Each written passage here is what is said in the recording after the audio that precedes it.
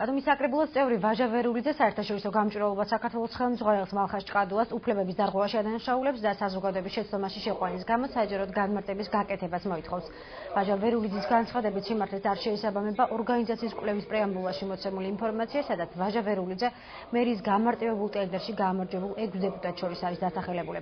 ვერულიძე განმარტავს, რომ წლების წინ დარეგისტრირებული აუდიტორული კომპანიის ვიდეო ლიდერი ბიზნეს საქმეებას არ აწარმოებს და არც მერის მიერ გამოცხადებულ ტენდერში მიუღია მონაწილეობა. ამიტომ მისი და მისი ოჯახის წევრების სახელები კვლევაში არ უნდა ყოფილიყო.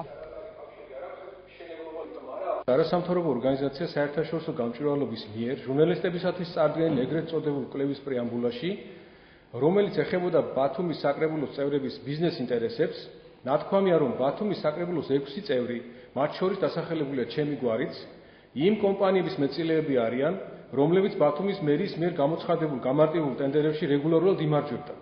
მიუხედავად იმისა, რომ არც მე და არც ჩემი ოჯახის არც ერთ წევრს არ გააჩნია არავითარი ბიზნეს ინტერესები, არასდროს არ მიუღია მონაწილეობა ტენდერებში და არ მიუღია შემოსავლები რაიმე ტიპის წილებიდან, აღნიშნული ინფორმაცია გავრცელდა ტელევიზიისა და პრესის საშუალებით, რითაც ნებსი თუ უნებლიეთ დაირღვა ჩემი უფლებები და საზოგადოება შეყვანილ იქნა შეცდომაში.